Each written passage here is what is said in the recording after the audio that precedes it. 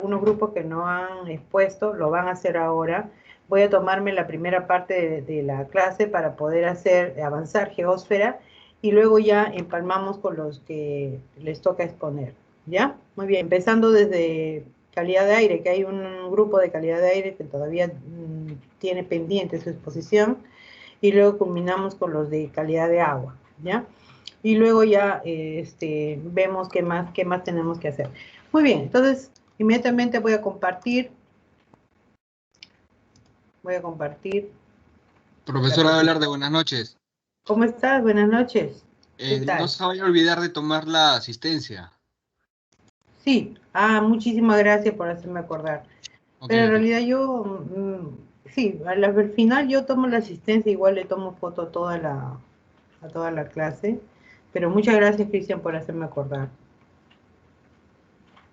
Bien. Vamos a ver. Ya. ¿Me confirman, por favor, que pueden ver la presentación?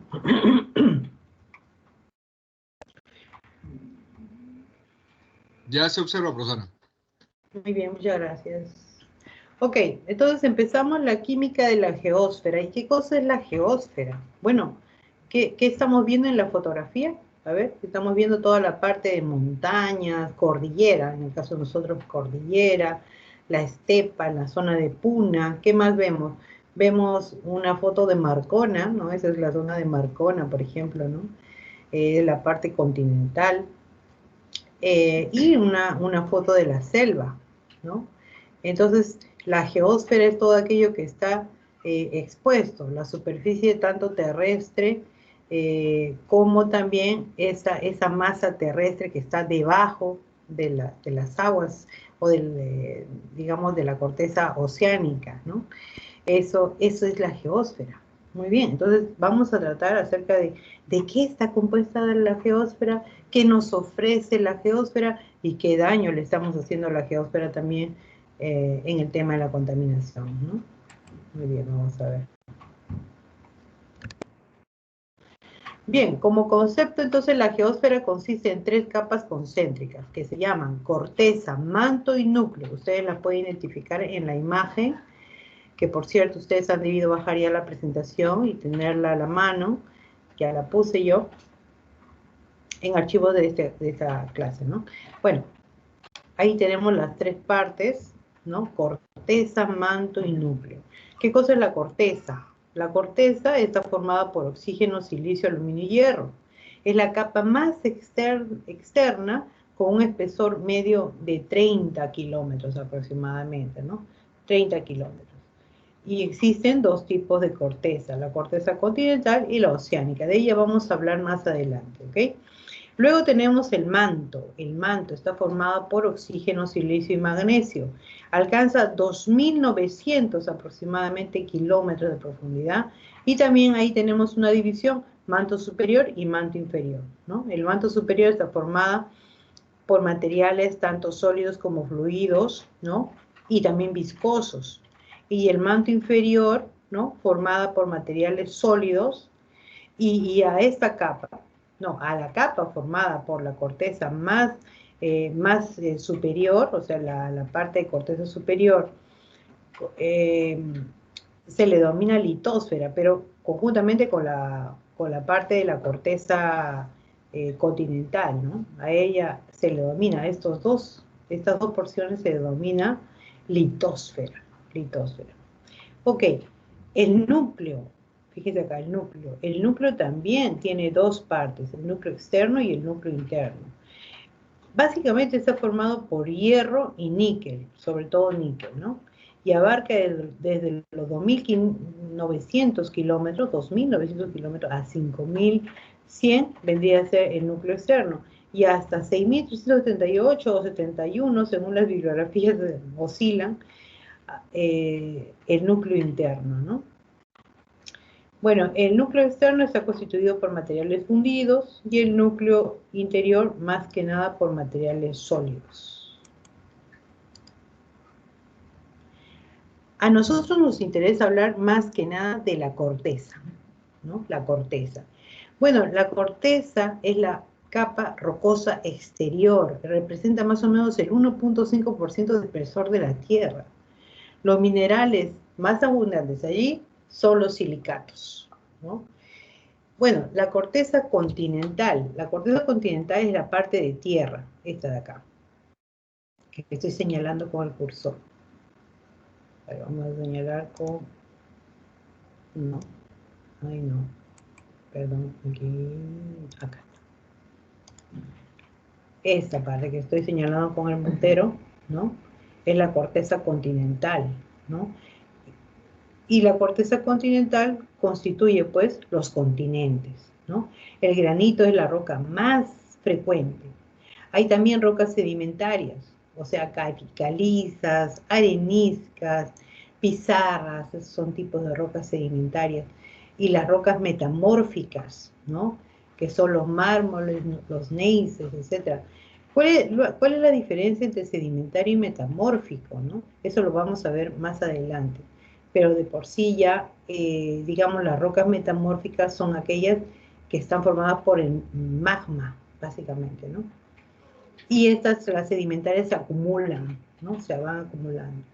Bueno, la corteza oceánica constituye el fondo oceánico, y se origina por una intensa actividad volcánica en las dorsales oceánicas.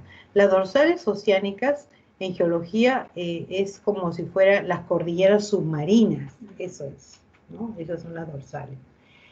Los basaltos, ¿no? Rocas volcánicas, son las rocas más frecuentes existentes en el fondo del mar. Los basaltos, ¿no? Que también son rocas extendidas en la corteza terrestre, pero también se encuentra, las van a encontrar los científicos en la Luna y en Marte, ¿no? Es una roca ígnea, volcánica. Bueno, veamos la definición del magma volcánico, porque de aquí en adelante vamos a hablar mucho del magma, ¿no? El magma. ¿Qué cosa es el magma? Es una combinación de roca fundida y compuestos sólidos y volátiles que se forman en el interior de la Tierra, ¿no? En el interior de la Tierra. Esta sustancia es muy inestable y puede contener también burbujas de gas y cristales en suspensión. El magma se puede encontrar con facilidad en las cámaras de un volcán, pero también en rocas que estén cerca, ¿no? Solidificadas, por cierto, ¿no? Son rocas magmáticas.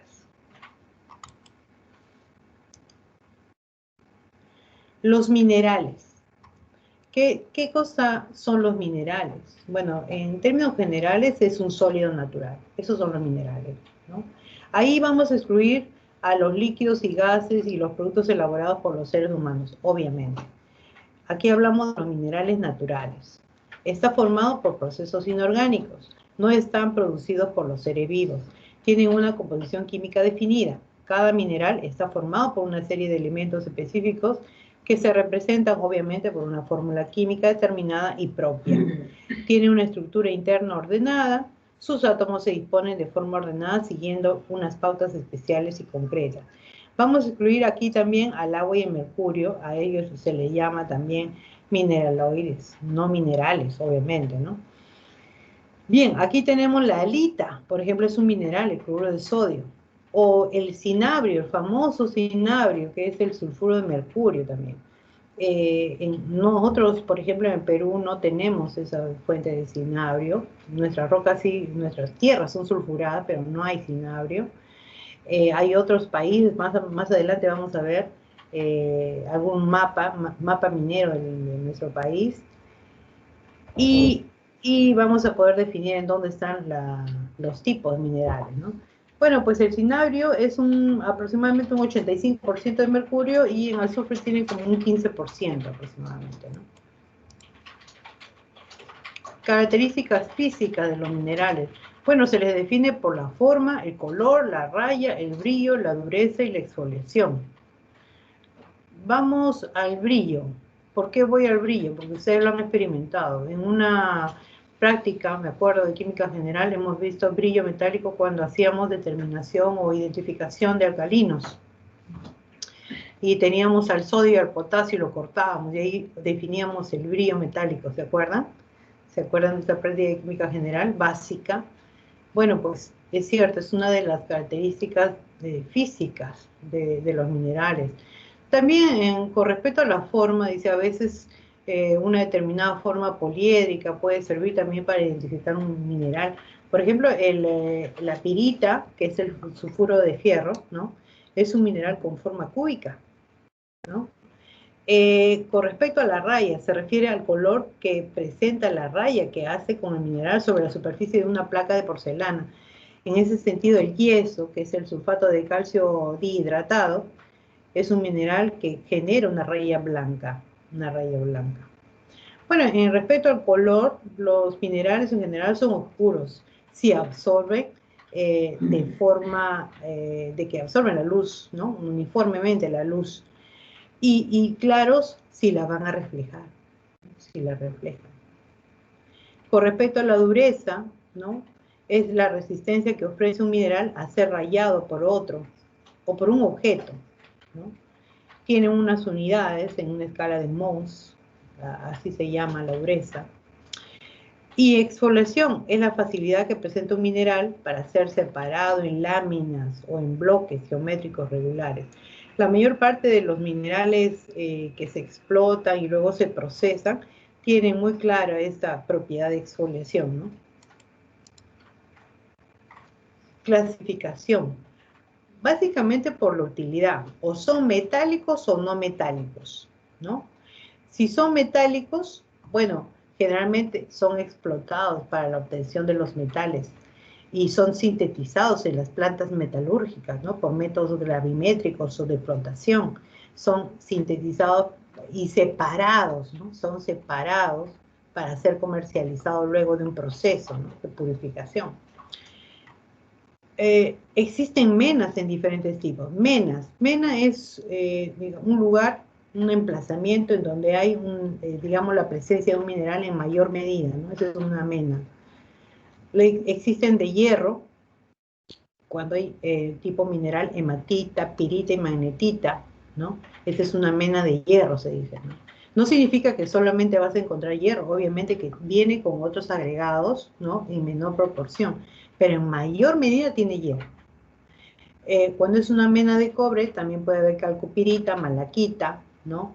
De plomo, galena, el sulfuro de plomo. Todo esto, la mayor parte son sulfurados. Ojo, en nuestro país la mayor parte son sulfurados. Existen los oxidados en menos proporción, pero en otros países, en otros lugares, también los hay en estado oxidado en mayor medida, ¿no? Pero en nuestro país, propiamente dicho, es sulfurado. La mena de zinc, que son la blenda y la escalerita, de mercurio, el cinabrio, que les decía, el sulfuro mercurio, y de aluminio, bauxita, ¿no? Ahí tienen un poco, he tratado de poner las fórmulas de la magnetita, por ejemplo, son los tres tipos de hierro, de óxidos que hay, la bauxita también, esta es la gipsita y la caulinita, esta es la caulinita, juntas es bauxita. El cuarzo, ¿no? Presencia de silicio, la calcita. ¿Cómo es la calcita? Carbonato de calcio generalmente, ¿no? Y otras menas son minerales nativos, como de oro, plata, cobre y platino, también lo hay, ¿no? El oro y la plata, que tienen una presencia en los minerales muy particular, porque no está así sólido, ustedes no ven una roca de oro, ¿no? Así no existe, ¿no? Están disgregados, ¿no? El oro y la plata es más disgregado, por eso es que la industria minera de oro y plata, de metales preciosos en general, o la aurífera que le llaman, tiene un proceso diferente, ¿no? De explotación, ¿no? Es otro proceso. Bien, los minerales no metálicos, ¿no? Se dividen en silicatados y no silicatados. También tienen oxígeno y silicio en su composición química. Por ejemplo, el cuarzo, la ortosa, la plagioclasa, la biotita y el olivino. Y los no silicatos como el yeso, el sulfato de calcio dihidratado, la calcita, ¿no? Que es el carbonato de calcio, y la alita, que es cloruro de sodio, ¿no? Estos son los no metálicos. ¿De qué utilizamos los minerales no metálicos? Para la construcción, básicamente, ¿no? Tenemos acá muy cerquita, acá ¿cómo se llama? Hay una planta de una SEM, ¿no? De cementos, ellos utilizan, tienen sus canteras, se llaman, ¿no? Canteras de mineral no metálico en diversas partes de la costa, ¿no? En diversas partes de la costa. Incluso en la sierra hay una planta también, una cantera de donde extrae. Esos son los no metálicos. Importancia y utilidad. Bueno, los minerales se explotan en los yacimientos de minerales. Los rentables o útiles se les denomina menas, ¿no? Cuando dice útil, rentable, ¿a qué se refiere? A que su ley es bien alta, ¿no? La ley, el contenido de ese mineral específicamente, por ejemplo, 3% de cobre, esa es su ley. ¡Wow! Eso es bastante plata. En realidad nosotros lo vemos como que 3%, ¿no? Quisiera, pero en realidad para los titulares mineros que tengan una ley de ese tipo es bastante dinero, ¿no? Pueden encontrarse en la superficie terrestre o en el subsuelo, ¿no? La mineralogía es la ciencia que se encarga justamente del estudio, la composición y las propiedades de los minerales. La minería es el conjunto de actividades realizadas por el ser humano para extraer justamente estos minerales. Usos. Bueno, hay diversos usos, ¿no? Por ejemplo, el cuarzo, ¿no? Lo utilizamos para obtener vidrio, el zinc, en diferentes materiales para los tejados, latón, chapas galvanizadas, y una serie de materiales también, la alita en la alimentación, el cloruro de sodio, el plomo en baterías y como aditivo de pinturas, el yeso en la construcción, el cobre como conductores eléctricos y tuberías, el oro en la joyería, el hierro en la maquinaria, herramientas y construcción, y una serie de usos que quizás no están descritos acá, ¿no? Fíjate, acá puse una radiografía minera. Siempre hemos escuchado el lema Perú, país minero, y no es mentira, fíjate acá. En realidad sí. Donde es amarillo, por ejemplo, está apostado oro, ¿no? Más adelante vamos a ver otro mapa en donde vamos a ver qué empresa, qué titulares están actuando ahí, ¿ya? Pero ve, por ejemplo, acá este color amarillo de oro, acá hay en la zona de, a ver, este cerro de Pasco, ¿no? Y en la zona de Cajamarca. Seguramente nos estamos refiriendo a Antamina, ¿no? Y la de cobre, también tenemos en zona de Cajamarca, en Ancash, en Cerro de Pasco, está en Ica, ¿no? En Ica también. Claro, ahí está Marcobre, pues, ¿no? Marcobre. Y luego acá en la zona de Cusco, ¿no? Cusco, en la zona de Apurímac, y la zona sur de Moquegua y Tacna, ¿no? Plata, fíjate, plata en Puno, ¿no? Puno. Ahí, ¿qué empresa está ahí que me acuerdo? Está Corani, ¿no? Está Corani, está ahí, plata. Hierro, acá en Arequipa. Polimetálico, en Lima. Mira, polimetálico dice, y ahí incluye el hierro. Poli significa varios metales, ¿no? Polimetálico, acá hay varias minas en Lima. Pequeña minería, pero extraen. Aquí también se encuentra Marcona, pues, ¿no? Marcona. Ahí está Shaoxing, está, ¿cómo se llama? Hierro, no, ¿cómo se llama? Shaoxing y el otro que hemos estado haciendo cuando ya me voy a acordar, pero una de ellas es Shaoxing, ¿no? Son compañías chinas, compañías chinas. Los fosfatos acá en el norte, pues Piura. Molibdeno acá en Apurímac. El zinc en Ancash y así, ¿no? Vamos a ver el siguiente mapita. Ahí tenemos, mira, el mapa y los titulares. Titular minero es la empresa minera, ¿no? La empresa minera. Por ejemplo, a ver, de las que yo conozco. Michiquillay, acá está Michiquillay, ¿no? En Michiquillay, ¿qué se produce? Básicamente cobre, ¿no? Michiquillay, o sea, tú ves aquí, por ejemplo, señalando con una flecha un solo lugar, pero estos titulares generalmente tienen varias menas en diferentes lugares del Perú, ¿no? Pero esto muestra un mapa de explotación, básicamente, no de exploración. Fíjate, la minería tiene dos etapas, una parte de exploración, que es la primera, y otra de explotación. Por eso los titulares mineros sacan los estudios de impacto ambiental de exploración y estudios de impacto ambiental de explotación. Y en la exploración, ellos tienen que hacer todo un estudio de línea base, física, química, todo de línea base, para ver que su exploración, esas actividades no le estén afectando a las poblaciones cercanas, a los grupos de riesgo. no solamente seres humanos, sino también todos los sistemas ecológicos, flora, fauna que existen. Entonces también para la exploración hay que demostrar que no van a impactar. Y luego cuando ya, producto de la exploración, resulta que la mena no era tan rica, ya no, desisten y ahí queda, ¿no? Así hay muchos titulares que trabajan buscando, ¿no? Los geólogos buscan menas ricas, ya sea de manera subterránea o de repente también superficial. Si es superficial, eso merita un tajo abierto, ¿no? Una producción a tajo abierto. Si es subterránea, los socavones, la minería de socavones, ¿no? Que hay un montón acá en nuestro país, ¿no? En el centro de Perú. Y bueno, entonces les decía que estos titulares, lo que se señala ahí es en cierta, no, a ciencia cierta, lo que en este momento se está explotando. Vamos a ver, por ejemplo, acá en Ica, ¿no? Lo que le mencionaba, Mina Justa, Marcobre, Mina Justa es titular, Marcobre es el proyecto, ¿no?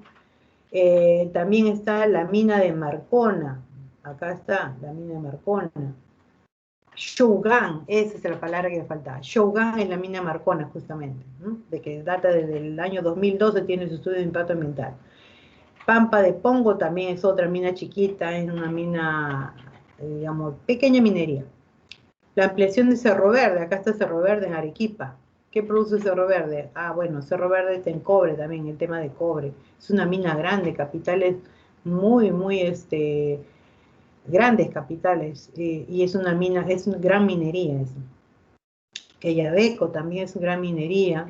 Quellaveco tienen toda, no solamente, bueno, eso tiene explotando ya hace buena cantidad de tiempo, bueno, desde 2015 ya casi 6 años, pero tiene otros lugares también Quellaveco. Bueno, SPCC significa Southern Peru Corporation, ¿no? Tiene, tú sabes, Cuajones, Toquepala, tiene varias unidades mineras. Claro, esos son titulares mineras que tienen varias unidades mineras. Por ejemplo, acá yo no veo Cazapalca, ¿no? Quenuales, por ejemplo, no está aquí. No la veo, ninguna de esas. ¿No? Broncal, Toromocho también hasta acá, yo he trabajado para Toromocho, bueno, varias, creo que el 50% de todo lo que se menciona acá lo he trabajado yo también en diferentes estudios de impacto ambiental, porque los mineros cuando quieren hacer una modificación, una ampliación de su proyecto, tienen que hacer necesariamente estudios de impacto ambiental. O sea, ¿qué significa? Que tienen que estar constantemente haciendo estudios de impacto ambiental y entonces nosotros entramos, las consultoras, para hacer las evaluaciones ambientales, ¿no? Las líneas bases. Y también para hacer las ampliaciones, digamos, para hacer una evaluación que periódicamente el ministerio les pide, y oye, cada 5 años tú me tienes que evaluar tu desempeño ambiental para ver cómo ha ido tu tema de contaminación de agua, subterránea, superficial, aire, ruido, suelo, radiaciones no ionizantes. Quiero que me digas todo, ¿no? Y que me muestre la data histórica, cómo se ha comportado en el año. Todas esas actividades hace una consultora. Bueno, y ahí está las bambas también, mira, Mapurímac. Fíjate, quiero hacer un comentario aparte y pienso de que ahorita, por ejemplo, ustedes ven, no sé si han visto algún spot comercial en donde dice que la minería está colaborando mucho con el tema de la pandemia, ¿no? Porque han donado no sé cuántas plantas de oxígeno y están apoyando mucho en el tema social, ¿no? Para la gente que vive en los lugares aledaños a la unidad minera. En realidad, yo veo ahí algo positivo y algo negativo. En lo positivo que es, bueno, ciertamente se está demostrando que ellos sí tienen una responsabilidad social y están haciendo honor a esa responsabilidad social, porque hay mucha gente de la mina que vive en esos lugares, ¿no? En esos pueblos, que tiene sus familias ahí. Además, por ley, se les obliga a las mineras a contratar un buen porcentaje personal, no importa en mano calificada o no calificada, para las actividades dentro de la mina. Entonces ellos tienen que preocuparse también porque el entorno esté bien. Entonces por eso han hecho donaciones y todo. Pero también tiene un trasfondo. O sea, te das cuenta de aquí al próximo año nomás. Dime si no va a haber más, o sea, va a ser un poco más concisivo el hecho de aprobar ciertos proyectos mineros.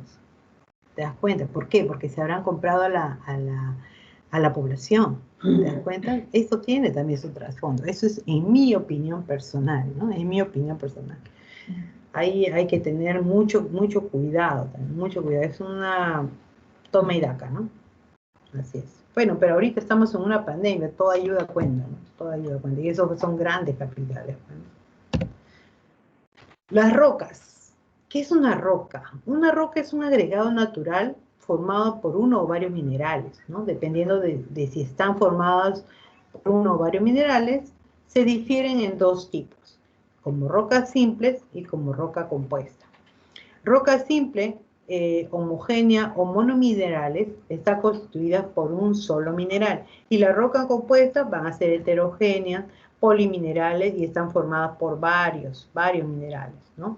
Por ejemplo, una roca homogénea sería la caliza, ¿no? La caliza. ¿Ustedes alguna vez cuando han viajado no han visto como en los cerros, ¿no? En los cerros, unas líneas blanquecinas, ¿no? Esas líneas blanquecinas marcan la existencia de la caliza, ¿no? Son entre blancas y amarillentas, amarilla, no roja, porque el rojo indica presencia de óxido de hierro hidratado, pero las blanquecinas cremas son caliza.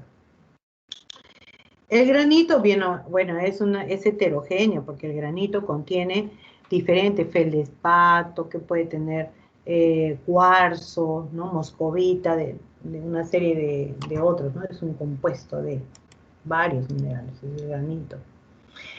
Y bueno, ¿cómo se clasifican las rocas, ¿no? Según el origen, se pueden clasificar como magmáticas, sedimentarias y metamórficas, ¿no? Las rocas magmáticas proceden de la solidificación de un magma, ¿no? De un magma. Y pueden ser plutónicas, volcánicas y filonianas. Las plutónicas se producen por el enfriamiento lento en el interior de la litosfera. Ya sabemos qué cosa es litosfera, ¿no es cierto? ¿Qué es litosfera? Está compuesta por el manto superior y por la corteza terrestre continental, ¿no es cierto? Muy bien, esa es la litosfera. Bueno, se forman cristales, por ejemplo, el granito o la sienita. Las volcánicas son por el enfriamiento rápido del magma en la superficie sin consolidar. No se forman cristales o estos son muy pequeñitos, ¿no? Por ejemplo, el basalto y la pumita también. Las filonianas se producen por el enfriamiento lento en grietas de la corteza terrestre, cerca de la superficie, y origina rocas con cristales grandes y pequeños. Por ejemplo, la plita y el pórfido, ¿no? Los pórfidos. Las rocas sedimentarias proceden de los sedimentos originados por la erosión de otras rocas y se acumulan en las cuencas sedimentarias, ¿no? Pueden ser detríticas, químicas y organógenas, ¿no? Las detríticas, formadas por fragmentos de otras rocas, según el tamaño del grano de sus componentes, se clasifican en conglomerados y areniscas. Conglomerados, tamaño grande unido por una pasta o cemento, y la arenisca es un tamaño medio que se observan a simple vista, ¿no? Ahí tienen un ejemplo, una foto del conglomerado y de la arenisca. Las arcillas, tamaño pequeño, que se necesita una lupa o el microscopio para ser observado también.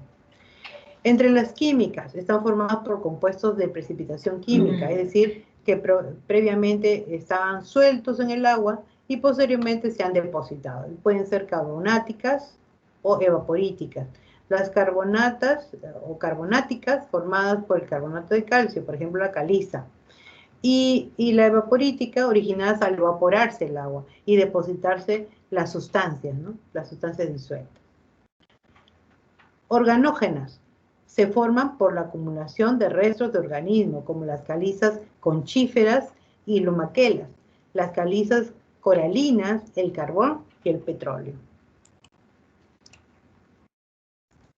Rocas metamórficas proceden de rocas preexistentes, en función de si presentan un aspecto laminar característico, denominado foliación, o no presenten esto, se clasifican en foliadas y no foliadas.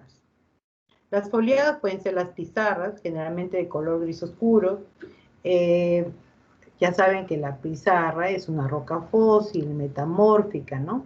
Muy bien. Los esquistos presentan foliación ondulada y los gneisses presentan bandas alternas. También los gneisses son rocas metamórficas y que están compuestos pues de feldespato, mica, cuarzo, ¿no? Los mármoles es una roca recristalizada formada por metamorfismo de la caliza. El ciclo de la roca, así como hay el ciclo biogeoquímico, también las rocas tienen un ciclo.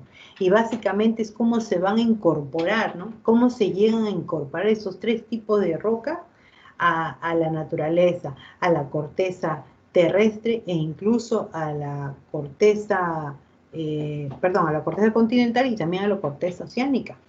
Veamos. Bueno, la roca magmática, ven aquí su incorporación en la parte de las cordilleras, de las montañas, ¿no? También se pueden fusionar en el magma y también a partir del enfriamiento del magma se pueden producir. Por calor y presión logran ser rocas metamórficas. Estas rocas metamórficas también tienen un origen en las rocas sedimentarias, ¿no? Y estas se incorporan también a través de la meteorización y de la erosión, ¿no?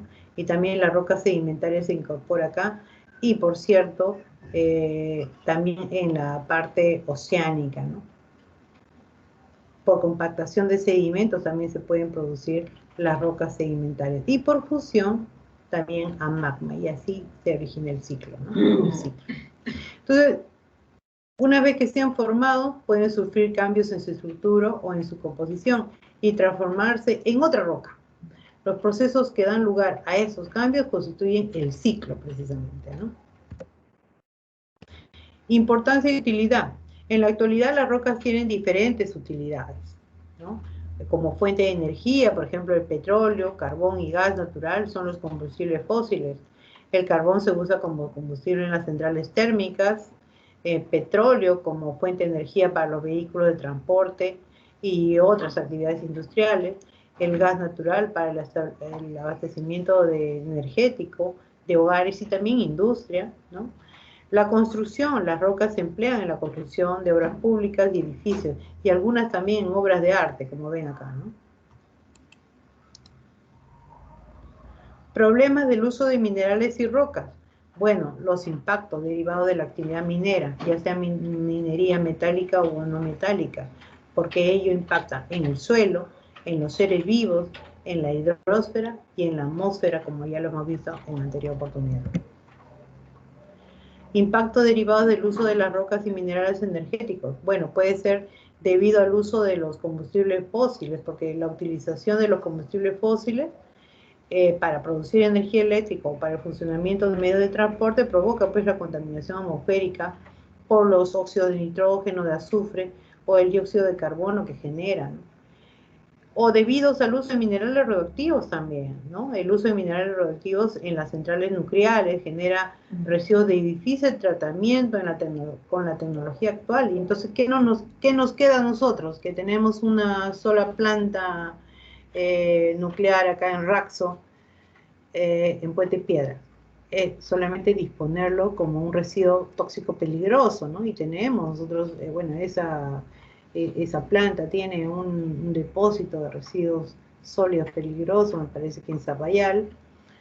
Es una zona en la cual solamente ellos pueden colocar ese tipo de material y nada más, pero tratarlos, acá no tratamos eso. Muy bien, hemos hablado de las rocas. Ahora vamos a hablar del suelo, ¿ok? Del suelo. ¿Cómo se forma el suelo? Bueno, el suelo se apoya sobre la roca, ¿no? Y se forma a partir de ella.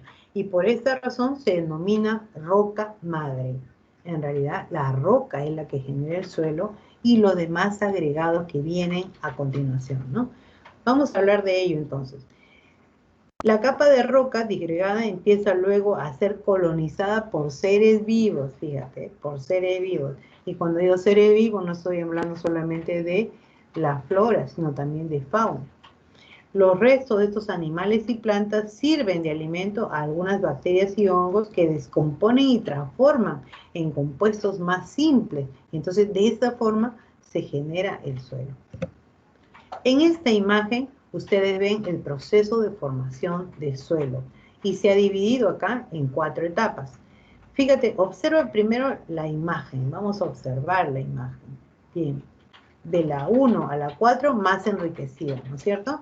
Vamos a ver. La fase 1 es el lecho rocoso que empieza a desintegrarse por efecto de la lluvia, de la erosión eólica, etc. Esta roca se va desintegrando, ¿no? El lecho rocoso y la roca se desintegra. Ese cúmulo de partículas se queda ahí, pero luego viene la materia orgánica y facilita la desintegración, ¿no? Facilita en partículas más pequeñitas todavía. Y el agua, ¿cuál importante es? Porque el agua cuando cae no es H2O y nada más y algunos iones inorgánicos. El agua viene con todo, con materia orgánica e inorgánica, y esa es la que se suma justamente en el enriquecimiento de la materia orgánica. Viene con iones, calcio, magnesio, sodio, potasio, viene con todo eso, y también con materia orgánica, por supuesto, porque viene arrastrando involuntariamente del escurrimiento subsuperficial, y eso es lo que alimenta, ¿no? Entonces, la materia orgánica va a facilitar la desintegración de la roca. Luego viene una fase 3, en donde se forman los horizontes del suelo. Fíjate, un horizonte A y un horizonte C, omite el B, todavía no se forma. El horizonte A y el horizonte C. Bueno, aquí en la parte superficial ya vemos unos fragmentos de minerales y materia orgánica y humus. ¿De dónde viene el humus? Bueno, pues el humus viene de los detritus. ¿Qué son detritus? Son los residuos de vegetales y animales, ¿no? Entonces todo eso ya se descompone y genera los nutrientes, entonces ya se va enriqueciendo y de pronto ya aparecen las plantas, ¿no? Las plantas de tallo corto ya pueden, digamos, subsistir aquí, ¿no? Entonces ahí ya se forman los horizontes. Y en la fase 4, el suelo desarrollado sustenta ya una vegetación mucho más densa, porque ya estamos hablando de plantas que ameritan raíces mucho más profusas, ya no solo estamos hablando de hortalizas, sino generalmente arbustos, árboles, etcétera, ¿no? Bueno, ese es el horizonte A, el más enriquecido por materia orgánica y nutrientes. Luego viene el horizonte B, ¿no? Que es el que retiene el agua, ¿no? Retiene el agua. Y el horizonte C, que es la roca todavía, ¿no? Pero o sea, cuando dice, oye, el suelo es muy fértil, ¿qué quiere decir? Que su horizonte A, el horizonte A, es más amplio, más nutrido, ¿no? Tiene más cantidad de nutrientes, por eso es fértil ese suelo, ¿te das cuenta? Entonces los ingenieros agrónomos, ¿no? Que están dedicados básicamente a esto, lo primero que hacen para evaluar la calidad de un suelo es hacer la determinación de los horizontes, pues, justamente, ¿no? Y sacan muestras de suelo, ¿no? Para poder definir estos horizontes y ver qué tipo de suelo es. Y también la cantidad de agua que puede retener, ¿no? Por las características físicas que tiene el suelo, ¿no? Básicamente. Bueno, aquí entonces el suelo desarrollado sustenta una vegetación más densa gracias a la cantidad de materia orgánica que puede sustentar. Perfiles. Estos es justamente los horizontes, fíjate, ahí está. Horizonte 0, ahí donde se acumula pues los detritos básicamente, ¿no? El horizonte A, enriquecido de nutrientes. Ahí está, mira, sus raíces. El horizonte B, el que retiene la humedad. El horizonte, hay raíces que van hasta el horizonte C, incluso, que pueden aprovechar el agua subterránea, las bolsas de agua que hay acá, ¿no? Esas bolsas de agua que le llaman a las aguas subterráneas, esas fuentes hídricas subterráneas. El conjunto de los horizontes se denomina perfil del suelo y su estudio permite clasificar los distintos tipos de suelo, ¿no? Cuando se hace un estudio de impacto ambiental, los geógrafos entran con estos estudios. Ellos escriben los capítulos de suelo, uso actual, uso mayoritario del suelo, características del suelo, todo eso, toda esa clasificación de uso, ¿no? del suelo y de tierra, todo ese aspecto ellos lo cubren. A nosotros nos solicitan a calidad ambiental que gestionemos justamente la parte química, ¿no? de la caracterización de los suelos. Entonces lo que nosotros hacemos es tomar las muestras de suelo y llevarlos a diferentes laboratorios que pueden hacer este trabajo. Eso se llama una evaluación de calidad del suelo. Componentes del suelo. Bueno, entonces, en resumen, tenemos la materia orgánica, procedente de los restos y excrementos de los seres vivos, la materia mineral, que está compuesta por granos de cuarzo, arcilla, carbonatos, etc. El aire, que es muy importante para el desarrollo de los seres vivos, más del 20% del volumen total del suelo debe estar ocupado justamente por aire, ¿no? Imagínate, eso tiene que ser así, poroso, para que pueda circular todas las vitaminas, los minerales que necesitan las plantas, ¿no? Debe haber oxigenación de todas maneras. Imagínate, si no sería roca, pues, y no pueden crecer en roca, tienen que crecer en un suelo enriquecido. Y el agua, ¿no? El agua que junto con el aire rellena esos huecos que quedan entre las partículas minerales y las orgánicas, ¿no? Y todo eso, el conjunto, es justamente lo que compone un suelo enriquecido, un suelo apto para, o que le llaman con alta capacidad arable, así se dice, ¿no? Alta capacidad arable, ¿no? Componentes del suelo, bueno, en general, en términos generales promedio, digamos, tienen mayor porcentaje de componentes inorgánicos porque, claro, pues está cerca a la roca. Tiene luego una cantidad de agua, 25%, y una cantidad de aire en un 25%, y componentes orgánicos en un 5%. Mira, estos componentes orgánicos serán pues un 5%, pero qué importantes que son, porque ahí están justamente los microorganismos descomponedores, una Desorsomona, Nitrobacter, una serie me quedo corta, ¿no? Porque hay una serie de microorganismos que participan en la degradación orgánica, ¿no? Y que generan justamente los nutrientes. El suelo crea vida. Bueno, es la base de la alimentación de numerosas especies, entre ellas la nuestra. Interviene en el ciclo del agua y por tanto en el clima.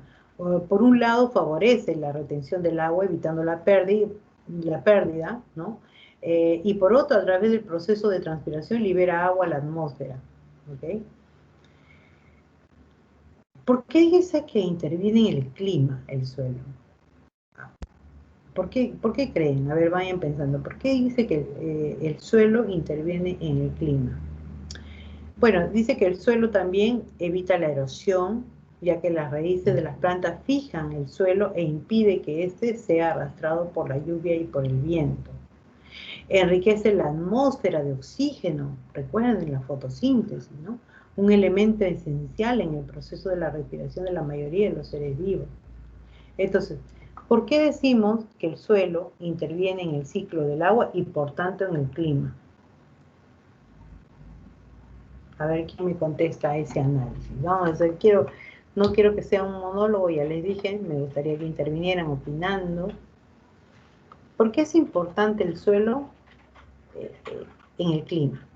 ¿No? O cómo es esa relación suelo-clima.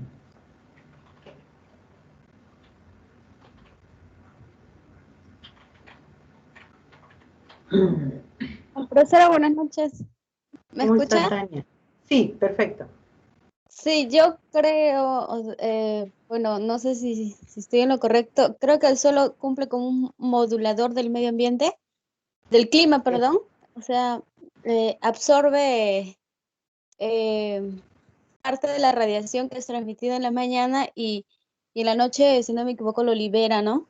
Y eso ayuda a equilibrar el medio. Justamente. Muy bien, Tania. Muchas gracias. Justamente lo que su compañera ha dicho, ¿no? Es un tema de absorción de las radiaciones, ¿no? Básicamente. Y también, bueno, en realidad también tiene que ver con los microclimas que se van generando, ¿no? Porque el suelo y el agua, la vegetación, generan pues una vegetación, digamos, muy, muy rica, y eso va a depender del tipo de suelo que tengamos, ¿no es cierto? Y la vegetación rica genera microclimas, ¿no? Microclimas que son favorecedores justamente para toda la vida sobre la tierra, ¿no? Los seres humanos, las plantas, los animales, ¿no? Entonces está muy estrechamente relacionado. Gracias, Tania. Muy bien. Bueno, ahí hay una anotación en verde que se refiere al suelo fértil. ¿Qué es el suelo fértil? Aquel suelo que tenga pues gran cantidad de nutrientes y que cada nutriente obviamente cumple diferentes funciones, ¿no? Para retención del agua, para nitrificación, una serie de nutrientes que pueden tener. El suelo, para que un suelo sea fértil, su caracterización edafológica, y esa palabra se me olvidó antes, edafológica tiene que ser muy alta, ¿no? Bien enriquecida. Ahí se le hace un análisis de sodio, potasio, calcio, magnesio, fosfatos, una serie de parámetros, el NPK, ¿no? El NPK, básicamente. ¿Qué es NPK? Nitrógeno, fósforo, potasio, ¿no es cierto? Materia orgánica. Son los residuos de plantas y animales descompuestos que le da al suelo algunos alimentos que las plantas necesitan para su crecimiento y producción. Mejora las condiciones del suelo para un buen desarrollo de los cultivos. De la materia orgánica depende la buena constitución de los suelos. Un suelo de consistencia demasiado suelta, o sea, el suelo arenoso, se puede mejorar haciendo aplicaciones de materia orgánica, aplicaciones de materia orgánica, o sea, compost, ¿no? Y asimismo el suelo demasiado pesado, o sea, el suelo arcilloso, se mejora haciéndolo mucho más suave y liviano, ¿no? Mediante la aplicación también de materia orgánica. ¿Qué elementos tiene? Bueno, ¿qué efectos, tiene la materia orgánica? Bueno, le va a dar granulación a la tierra, haciéndola más porosa, impermeable y fácil de trabajar. Hace que los suelos de color claro se vuelvan oscuros y por lo tanto absorben una cantidad mayor de radiaciones solares. Defiende los suelos contra la erosión porque evita la dispersión de las partículas minerales, tales como la lima, la arcilla, la arena, ¿no? Mejora la aireación y circulación del aire en el suelo, por eso el suelo orgánico se llama suelo vivo, ¿no? Y ayuda al suelo a almacenar alimentos y plantas. ¿Qué son los suelos salinos? Los suelos salinos. Bueno, en realidad el suelo salino no es un suelo ideal, ¿no? No es un suelo ideal, es un suelo en donde se dice un suelo muy salino es un suelo pobre, definitivamente. Veamos el esquema. Veamos acá, mira, ¿eh? Estos son suelos, fotos de suelos salinos, ¿no? Yo no lo veo con mucha vegetación, al contrario, ¿no? Pueden generarse humedales, bofedales, pero así como mucha vegetación no existe. ¿Y eso por qué? Porque los suelos, la sal quema, pues.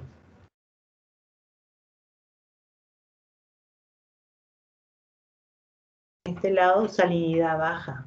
Este lado, en la parte superior, ahí hay una salinidad baja. Acá hay salinidad media y acá hay salinidad alta, ¿no? Hay material, o hay, mejor dicho, hay vegetación que puede subsistir con salinidad baja.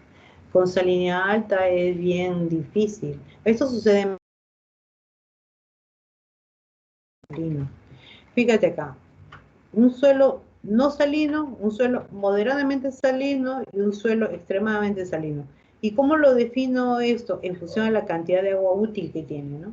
Agua útil significa agua dulce, agua dulce. Por ejemplo, un suelo no salino tiene un agua dulce, o sea, una capacidad de retener el agua dulce bastante grande, ¿no? Y tiene una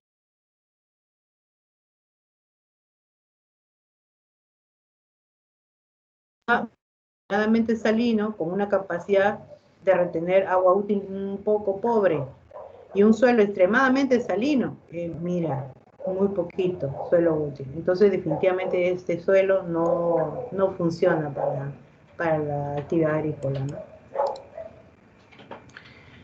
Clasificación de los suelos según la salinidad, ahí está, suelo normal, menor a 12 deci 100 por metro, suelo salino, mayor de 2, la salinidad ligera de 2 a 4, y salinidad mediana de 4 a 8, salinidad fuerte de 4 a 16 y salinidad extrema mayor de 16. Eso en función de la conductividad eléctrica, ¿no?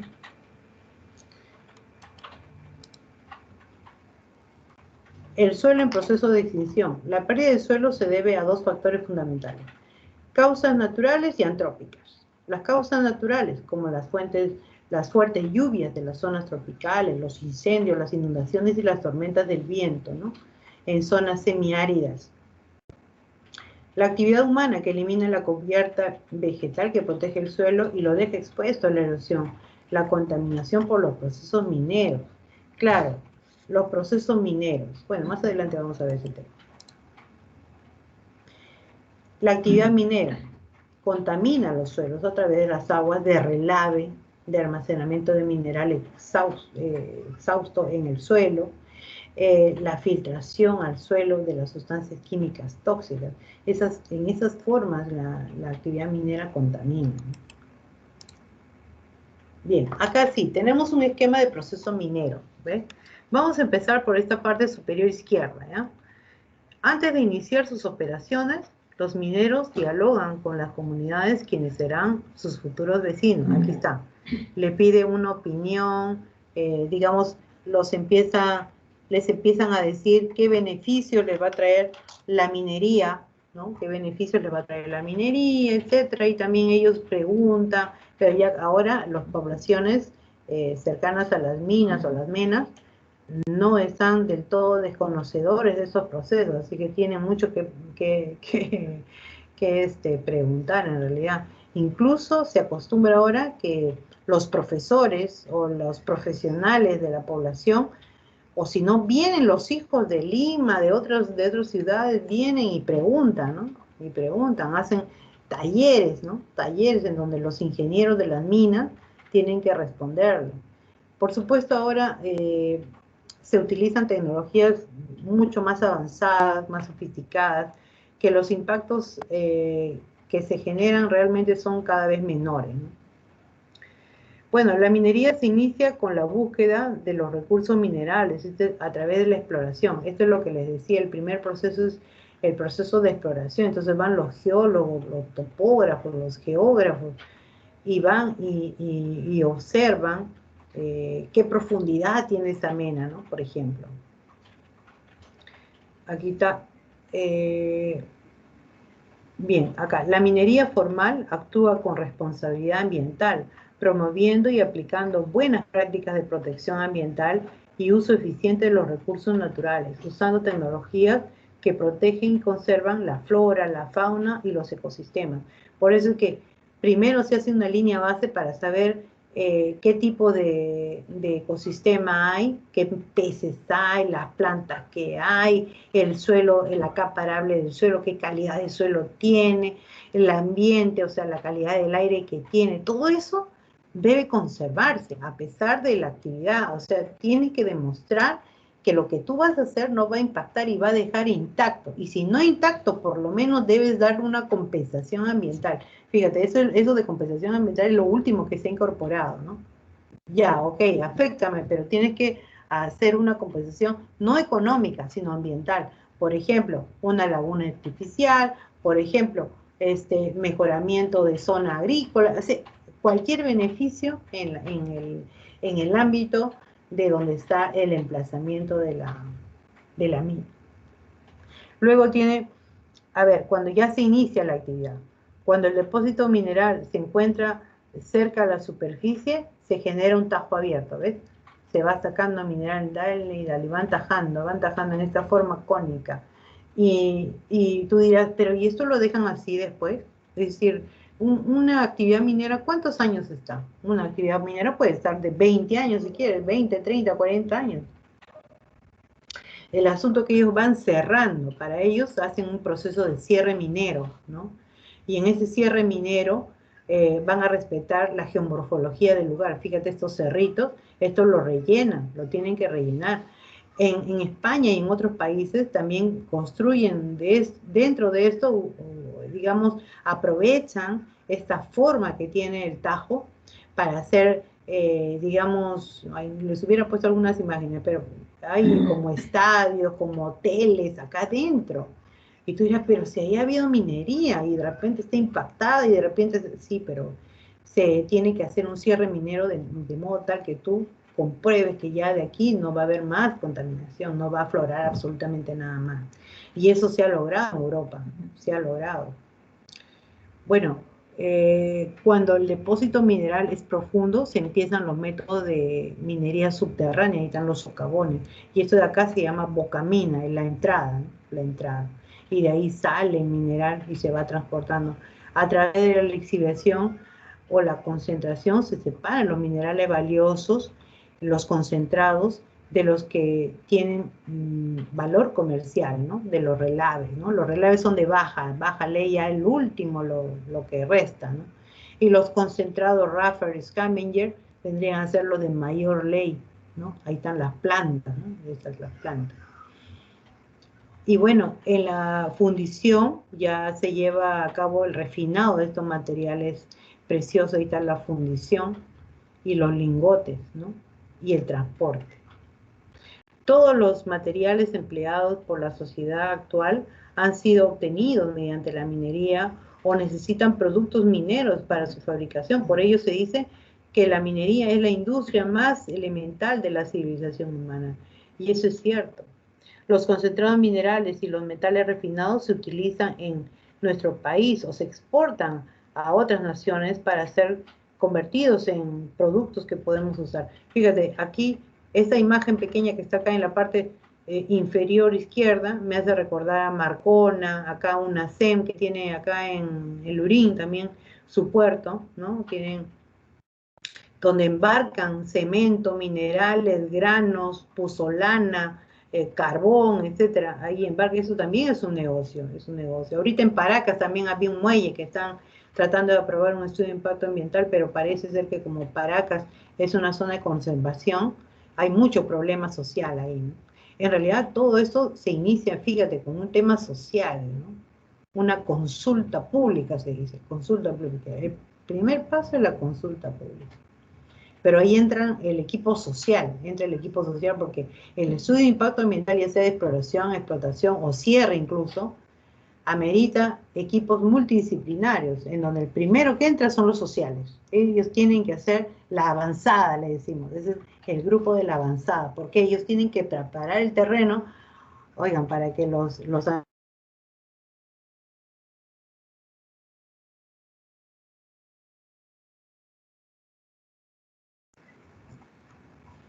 que por cierto ha pasado, y me ha pasado en Coriguarmi, en Corani, me ha pasado muchas veces que en los talleres nos han cerrado nos han bajado la luz, nos han boicoteado, cuando el social no ha entrado a hacer un buen trabajo en realidad, ¿no?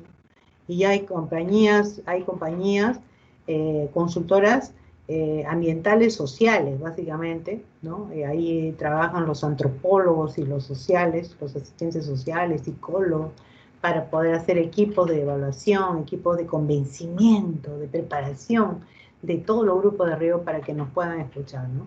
Y cuando hacemos los talleres en donde exponemos nuestras líneas bases, también ellos tienen que estar ahí, ¿no? Y también lo que exponemos, tenemos que usar un léxico tranquilo.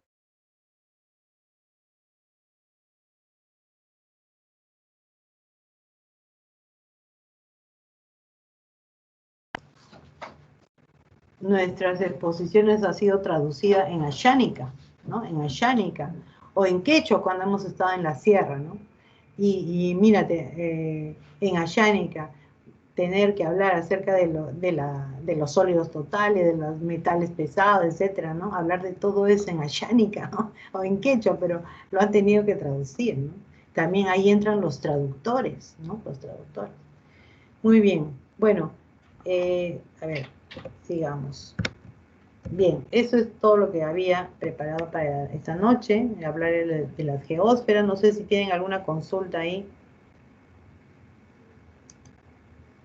algún comentario o alguna consulta que quieran hacer.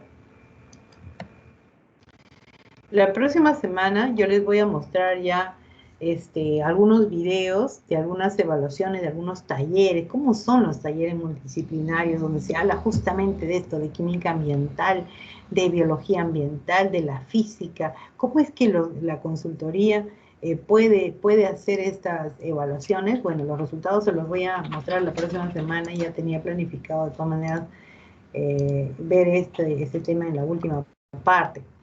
Bien, son las 20:41, tenemos tiempo para una exposición, si es que no hay nadie que quiera hacer algún comentario de lo que hemos expuesto hoy día. Levante la mano, no se peleen, a ver, todos quieren intervenir. Entonces yo pregunto, a ver, Manuel Tepe, creo que usted no ha venido en la clase pasada.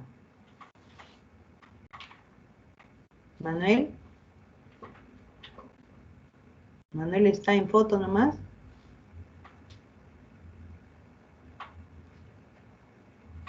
¿Se me escucha, Cristian, o no se me escucha? Cristian. Sí, profesora, ¿sí se le escucha? Ah, ya. Entonces, estaba preguntando a su compañero Manuel, ¿está o no está Manuel? Su foto nomás ha dejado. Ya, bueno. ¿Nadie quiere intervenir? Todo bien, todo gracias. Bueno, está bien. La próxima semana entonces voy a hacer algunas preguntitas respecto de geósfera, ya sé que, digamos, un poco hay que leer un poquito para poder hacer una clase un poquito más dinámica la próxima semana, ¿ya? Muy bien, entonces ahora sí vamos a escuchar precisamente el señor Tepe que no ha expuesto. A ver, ¿quiénes conforman su grupo? Vamos a ver, permítanme. Acá está. Vamos a sacar. Muy bien, a ver.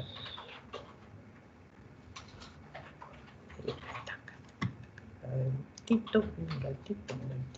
Vamos a ver. Ya, teníamos acá un tema del señor Rafael Zafra y Manuel Tepe, de análisis de gases de muestras capturadas en un tren de muestreo, NO2, sulfuro de hidrógeno y SO2. A ver, lo dejamos entonces, a ver, Rafael Zafra y Manuel Tepe. ¿Se encuentran o no se encuentran?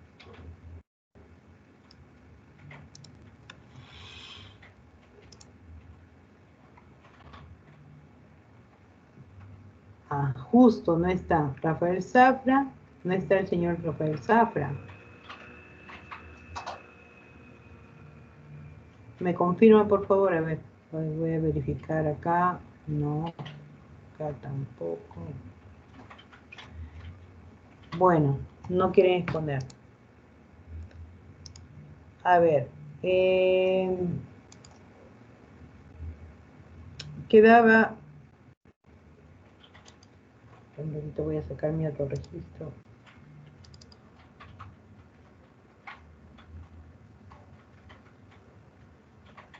Tenemos a Christopher Cachay, Rosa Navarro y Caterina.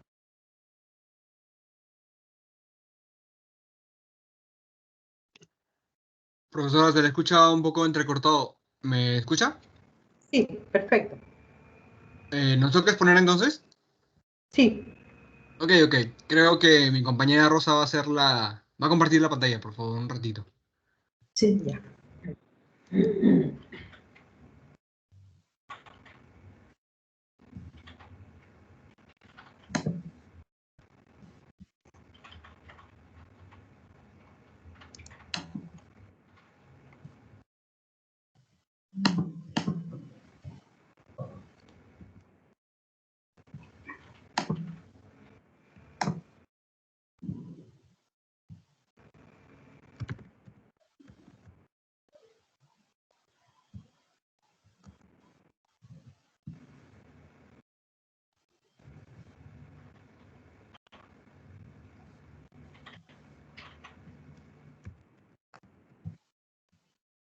Un momento, profesora.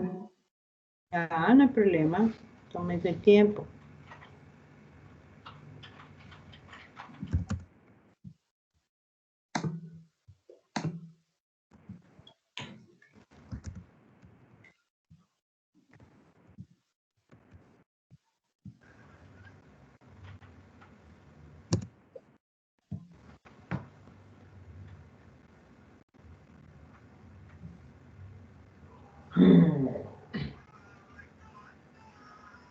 Hoy día vamos a terminar todas las exposiciones, ¿ya? Por favor.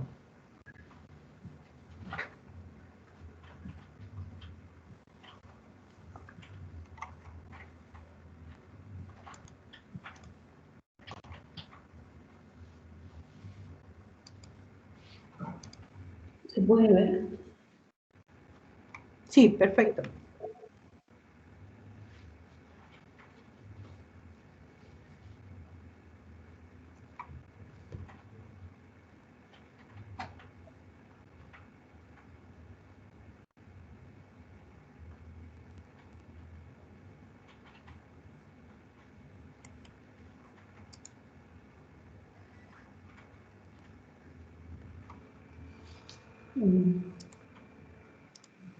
Cristian. Sí, Rosa, comienza, no hay problema. Sí se observa. Tú presenta. Ok. Bien, compañero, buenas noches. Profesor, buenas noches. El día de hoy vamos a hablar sobre la determinación de cianuro libre, cianuro total y cianuro watt. Cianuro libre va a ser expuesto por mi compañera Rosa. Cianuro watt, voy a tocar ese tema yo. Y finalmente Katy va a tocar el tema de cianuro total, ¿no? Para englobar un poco mejor todo el conocimiento referido a cianuro libre y watt. Empezamos entonces.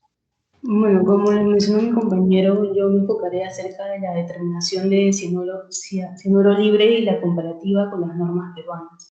Primero, con un poco de introducción, muchas de las especies químicas que se encuentran en los efluentes industriales son consideradas altamente tóxicas para los organismos acuáticos, como es el caso del cianuro. El cianuro es una especie química biológicamente activa y de nula o escasa abundancia en las aguas naturales, por lo cual no pueden ser desechadas directamente en cauces de agua o sistemas de alcantarillado, sin previo tratamiento. El cianuro se usa ampliamente en la industria, especialmente para la limpieza de metales y en galvanoplastía. Este parámetro también se usa en ciertas operaciones de procesamiento de minerales o de otras fuentes y se han comprobado numerosas muertes de peces en los sistemas acuáticos superficiales. En este caso, la investigación tratará acerca de la determinación de cianuro libre en efluentes de las aguas de Paraguay. La planta siderúrgica, una empresa industrial que está situada en la zona donde se han establecido esta investigación, los puntos de muestreo se ubican en el centro urbano de la ciudad de Arias, a 38 kilómetros de la ciudad de Asunción, en Paraguay. Esta empresa esta zona industrial establece actividades a orillas de uno de los ríos más importantes del país, del cual se extrae el agua que luego es tratada para el consumo humano. En la zona se emplean además actividades pesqueras, extracciones de arena lavada para construcción, entre otras actividades, lo que significa que la industria tiene la obligación de cumplir con las normas ambientales impuestas por la autoridad de ese país. Dichas normas establecen, por ejemplo, los LMPs, los estándares de calidad también, con el fin de poder disminuir la contaminación de los recursos naturales y evitar así consecuencias sobre la salud humana y el medio. En este caso, ¿cómo se hizo el procedimiento de la toma de muestreo? La toma y la conservación de las muestras se hicieron según el estándar de los métodos para la examinación de aguas o efluentes. Las muestras fueron transferidas a botellas de vidrio color ámbar en preservación in situ por adición de una disolución de hidróxido de sodio a un pH mayor o igual que 12 y se mantuvieron a una temperatura de 4 grados Celsius desde su toma hasta el momento del ensayo analítico. El tiempo máximo del almacenamiento previo a este análisis analítico fue de 10 días. Es sugerible que sea máximo 14 días. El lugar de estudio o la zona de estudio fue justamente las aguas de Paraguay, en el cual se establecieron 7 sitios de muestreo para la primera campaña, es decir, en la estación de invierno, y 7 sitios de muestreo en la estación de primavera. Se hicieron, por ejemplo, o se extrajeron muestras de aguas superficiales en dos oportunidades, ¿no? Una durante la estación de invierno, la primera campaña, y la otra en primavera, ambas en el 2011. Bueno, en esta figura, en la figura 2, por ejemplo, se puede observar la zona geográfica de los muestreos en donde se hicieron la investigación. Aquí se tiene, o tengo que hacer énfasis de que se hicieron dos campañas en dos estaciones diferentes. En la estación de invierno, la primera campaña, y la segunda campaña en primavera. Y en cada una de estas campañas se hicieron 7 muestreos. Bueno, la primera campaña de muestreo, como lo mencioné, se llevó a cabo en el mes de agosto del 2011, durante la estación de invierno. En la mayoría de las estaciones de muestreo, la concentración de cianuro libre se encontró por debajo de los valores de límite de detección de este método analítico, que fue menos del 0.0013. Este método, o el método analítico utilizado para la determinación de esta especie química, fue el método del colorimétrico, o la colorimetría. Bueno, a excepción del punto de muestreo 3, donde se obtuvo una concentración media de 0.03, y en la estación 4, o sea, el punto de muestreo 4, se obtuvo una concentración de 0.07. La presencia de cianuro en la mencionada estación, o sea, en la estación 3, punto de muestreo 3, podría deberse a que ésta se encontraba ubicada a 300 metros de uno de los focos de la siderúrgica, ¿no? Por ejemplo, aquí. Entonces, eso quiere decir de que desembocaba finalmente en esta zona. La permanencia de este parámetro en aguas de la estación 3 no se encontró favorecida, ya que el pH fue 7.2, que presentaban dichas aguas. Sin embargo, su presencia podría deberse a lo siguiente, ¿no? Si la concentración inicial de cianuro fue elevada en el momento de su descarga sobre estas aguas, eso permitió que gran parte del cianuro libre llegara a esta zona, pero en el momento del muestreo es probable que este analito se haya encontrado en su mayor parte degradado, es decir, que todo el cianuro libre inicialmente presente en la zona 3 se haya encontrado o transformado en otra especie química, que es el cianuro de hidrógeno, que posteriormente pudo volatilizarse y dispersarse en el aire, lo que implica que grandes concentraciones de cianuro libre en aguas con un pH inferior a 8 genera grandes cantidades de moléculas de cianuro de hidrógeno que pasan en sí al aire y que de igual manera son potencialmente tóxicas al ser inhaladas por hombres y animales. Estos valores básicos o estadísticos también se pueden ver con claridad en la zona de muestreo número 4, que presentó un valor de 0.07. Una desviación típica inferior a 0.01. Comparadas con el punto de muestreo 3, lo que significa que la concentración de cianuro libre en la zona 4 fue mucho mayor que en la zona 3. Y bueno, como lo mencioné, el método utilizado para la cuantificación de esta especie fue el colorimetría. Bueno, en esta diapositiva pueden observar las zonas en sí de los puntos de muestreo. Por ejemplo, la figura A vendría a ser el río Verde a 300 metros de su desembocadura en el río de Paraguay. Y la figura B vendría a ser el canal divisor entre el astillero de Chaco.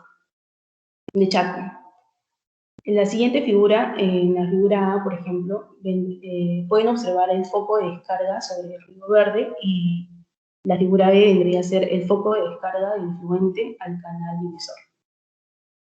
Y bueno, como los resultados, en esta diapositiva pueden observar dos tablas. La primera tabla vendría a ser o especifica las concentraciones de cianuro libre en la estación de invierno, y la segunda tabla especifica las concentraciones de este parámetro, pero en primavera. Bueno, en la tabla 1 se puede visualizar de que las zonas de muestreo 3 y 4 tuvieron concentraciones que sobrepasaron los estándares permitidos de cianuro libre, o sea, 0.02, ya que la estación 3 tuvo un valor de 0.06 y la estación 4 0.8.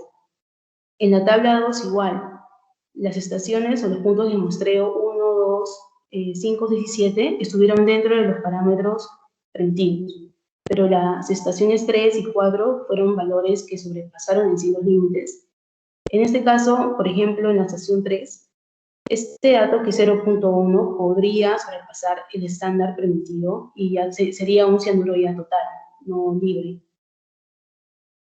Bueno, comparando con las normas legales peruanas, en la primera, que vendría a ser la categoría poblacional y recreacional de ECA, su categoría A, que son aguas superficiales destinadas a la producción de agua potable, según las tablas o según la ECA, la concentración de cianuro libre en las zonas de muestreo estuvieron por debajo, ¿no?, de lo permitido. Es decir, que fueron aceptables a excepción de las zonas de muestreo 3 y 4 en la estación de primavera y de invierno.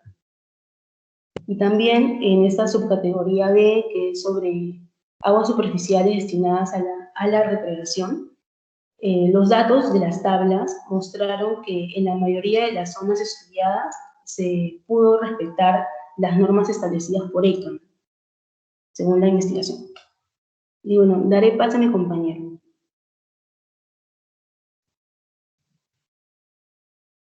Gracias, Rosa. Bien, para agregar un poco de contexto, antes de empezar a explicarlo en sí lo que es cianuro Watt, quiero decir, ¿no?, que en síntesis, el desarrollo de reactivos para la minería es una de las ramas que se ha visto con más avance, ¿no?, en los últimos años. La creciente complejidad de los minerales ha promovido una cierta unión, se puede decir así, de conocimientos entre tanto nosotros los químicos y metalúrgicos en la búsqueda de alternativas, ¿no?, que van a poder satisfacer eh, la eficacia de recuperación de los minerales.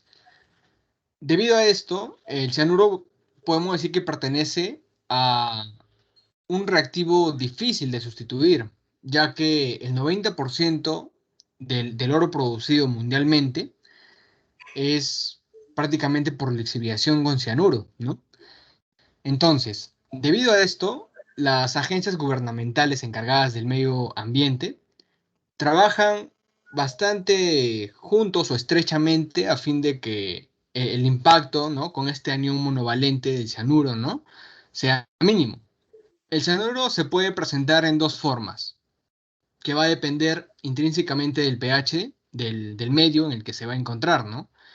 Con un pH alcalino va a predominar la forma soluble del cianuro, pero con un pH neutro y ácido en el medio va a predominar la forma gaseosa, ¿no?, o el ácido cianhídrico. Bien, ahora sí. En general, los cianuros en forma sólida y líquida, como ha mencionado ya Rosa, son altamente tóxicos. La intoxicación por cianuro, sólido o líquido, o por ácido cianhídrico, puede lograrse a través de diferentes vías, ¿no? Inhalación, ingestión, absorción en la piel, por los ojos, y pueden causar severas irritaciones en estas partes, además de que pueden causar también quemaduras, ¿no?, debido a sus características pues alcalinas. ¿Qué es el cianuro Watt? Suena un poco raro, ¿no? Watt, nunca lo había escuchado, pero es llamado así porque también es conocido como disociable en ácido débil y va a comprender varios cianuros en realidad inorgánicos y complejos también de cianuro metálicos, ya que son fácilmente disociados en cianuro libre, ¿no? Los complejos metal-cianuro débiles son aquellos en los que los iones de cianuro están ligados débilmente con el catión metálico, de manera que pueden disociarse en condiciones ligeramente ácidas, ¿no?, más o menos un pH de 4 a 6.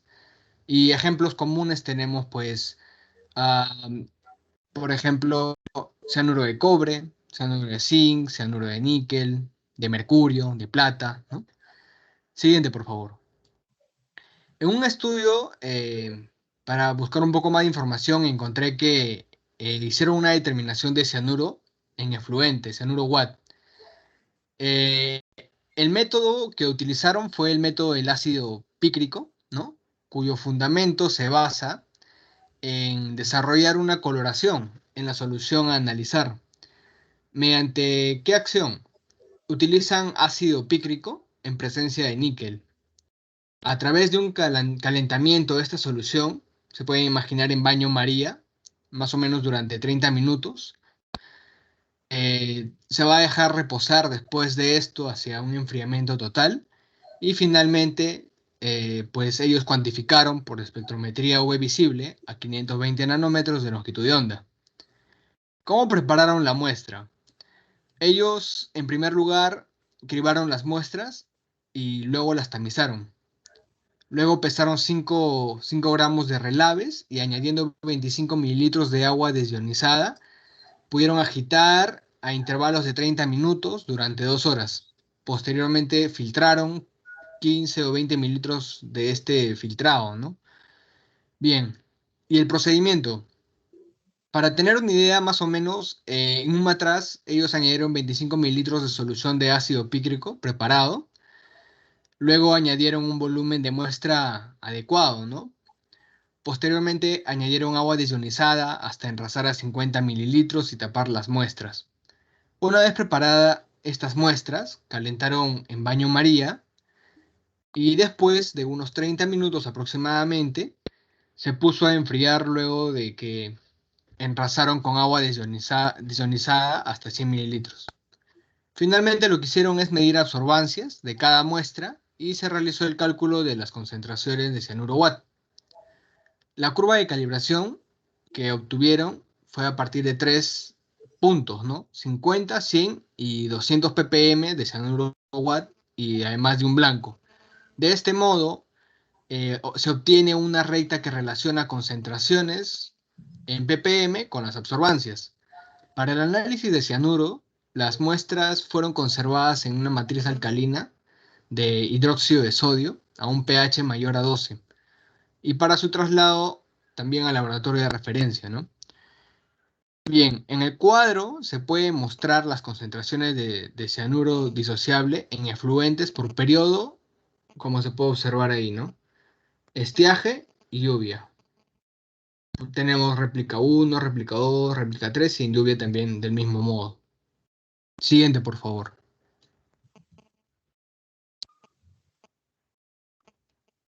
Bien, lo que ellos también hicieron fue una predicción del peligro ecotoxicológico por exposición al cianuro Watt. Para ello, ellos utilizaron un programa llamado Gecotoxic, ¿no?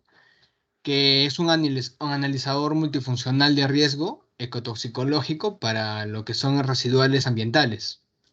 Este programa es operativo sobre base de datos reales, no simulados, donde la estimación de riesgo es a partir de la interacción matricial de números codificados, ¿no?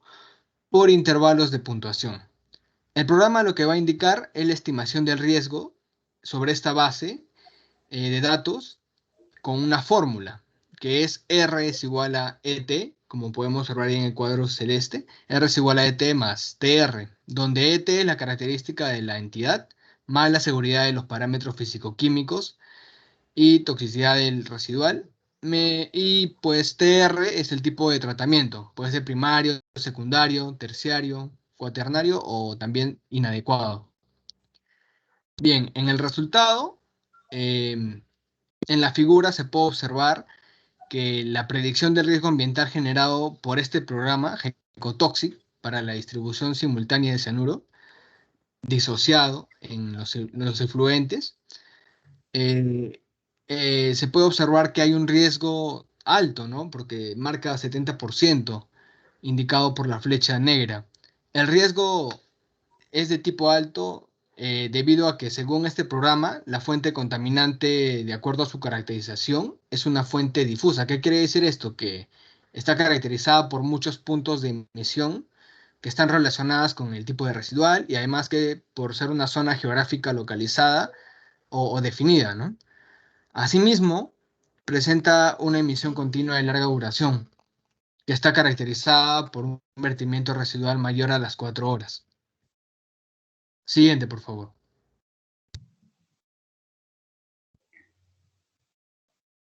Bien. Algunos de los interferentes que podemos tener en cuenta para cianuro total, libre, así como también para el tratamiento de las mismas, es partículas suspendidas con diámetros mayores a 0.1 milímetros, ¿no? En este caso, ¿cómo se identifican? Pues se da de manera visual, ¿no? Por ejemplo, al tratarse de efluentes de restos domiciliarios o para, por ejemplo, subterráneas, ¿no? Para poder ver la presencia de tierras y partículas en suspensión. ¿Y cuál es el tratamiento para este tipo de interferencia? Se puede reducir mediante el uso de un homogeneizador para minimizar el tamaño de la partícula antes del análisis, para poder garantizar que se toma una muestra representativa y homogénea. Otra interferencia también son los agentes oxidantes, como cloro, ¿no? ¿Cómo se identifica? Pues mediante una gota de la muestra con un papel de almidón previamente humedecido en buffer, acetato de sodio. Si da una coloración azul, indica la necesidad de un tratamiento. ¿Y cuál es el tratamiento? Añadir 0,03 gramos de ácido absórbico por cada 100 mililitros de muestra. Otra interferencia es el sulfuro, que se identifica mediante una gota de la muestra sobre papel de acetato de plomo y pues este indica la presencia de sulfuro. Y el tratamiento es adicionar 25 mililitros de la muestra estabilizada a pH mayor de 12 a la requerida para poder determinar el cianuro con carbonato de plomo en polvo. El sulfuro de plomo precipitará si la muestra contiene sulfuro. Luego se filtra o se decanta, ¿no?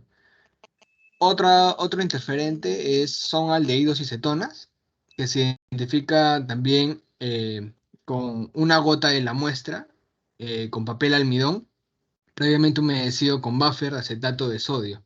Si da una coloración azul, también indica la necesidad de un tratamiento que es eliminar esta interferencia con 2 mililitros de etilendiamina al 10% por cada 100 mililitros de muestra.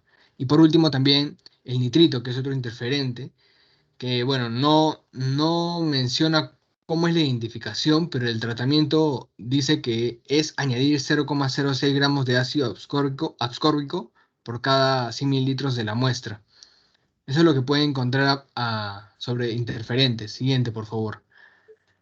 Ya para relacionar un poco más esto a la norma, a las normas legales, voy a mencionar que en el 2015, en MINAM, dio un registro de ECA para diferentes cuerpos de agua, como se puede observar en el cuadro, ¿no?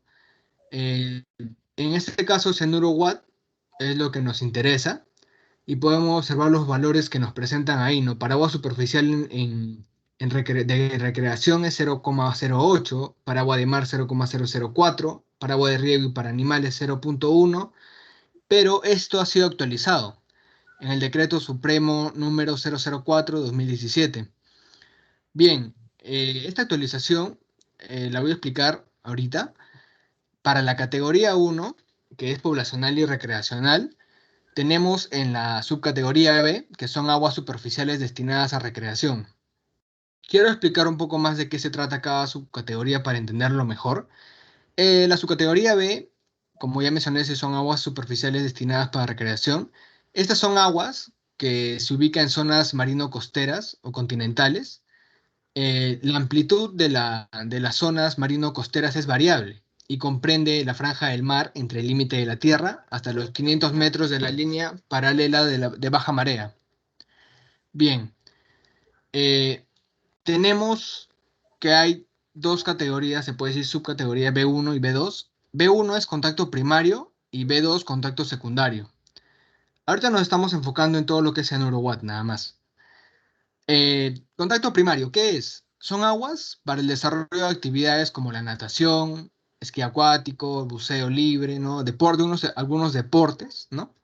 Y B2, que es contacto secundario, que son aguas para el desarrollo de deportes también acuáticos, pero ya en botes, lanchas o similares, donde podemos observar que la unidad de medida está ahorita en miligramos sobre litro. Para B1, que es de contacto primario, es 0,08 y pues para contacto secundario no figura, ¿no?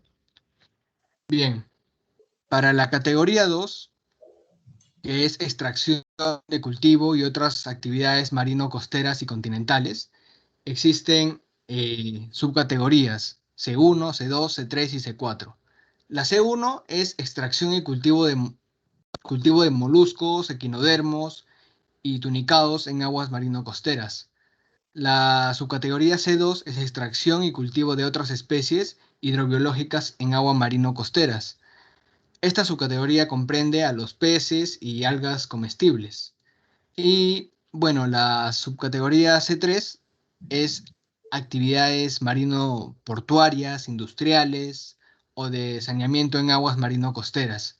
Son aguas que están aledañas a las infraestructuras marino-portuarias, también a las actividades industriales o servicios de saneamiento como los emisarios submarinos. Finalmente, la subcategoría C4 es sobre extracción y cultivo de especies hidrobiológicas en lagos, lagunas, y pues son aguas cuyo uso está destinado a la extracción o cultivo de especies hidrobiológicas para el consumo humano. Y como podemos observar en el cuadro, si nos ubicamos en Cianuro Watt, podemos ver que la subcategoría C1 figura como 0,004, ¿no? La subcategoría 2 como también 0,004, la subcategoría C3 no figura y la C4 es 0,052. Bien, finalmente, la categoría 3, que es de riego de vegetales y bebida de animales, cuenta con la subcategoría D1, que es de riego de vegetales, y estas aguas pues son utilizadas para el riego de cultivos, las cuales dependen de factores como, por ejemplo, el tipo de riego empleado en los cultivos, ¿no? Del consumo utilizado, sea crudo o cocido, y posibles procesos industriales o de transformación al que puedan ser sometidos estos productos agrícolas. Agua para riego no restringido es una de las categorías que está dentro de la subcategoría de 1. ¿Y por qué dice que es no restringido? Pues porque son aguas cuya calidad solamente permite su utilización en el riego, tanto de cultivos alimenticios que se consumen crudos, como hortalizas o plantas frutales, ¿no? También cultivos de árboles, también arbustos frutales, donde el fruto o las partes comestibles entran en contacto con el agua de este riego, aun cuando estos sean de tallo alto, ¿no? También engloba lo que son parques públicos, también para campos deportivos, áreas verdes, plantas ornamentales o cualquier otro tipo de cultivo.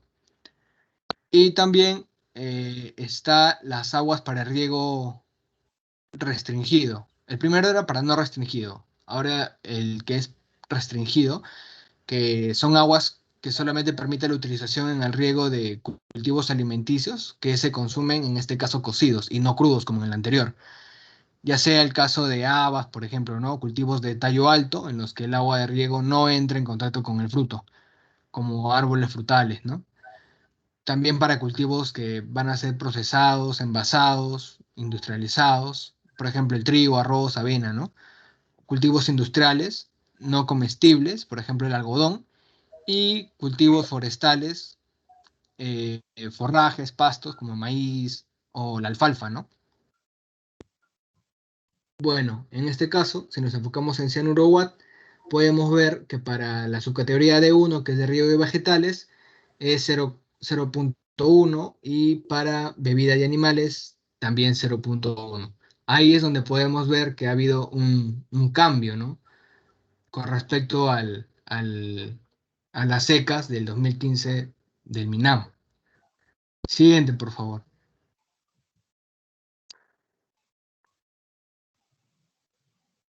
Paso la exposición de las siguientes diapositivas a mi compañera Katy. Bien, gracias.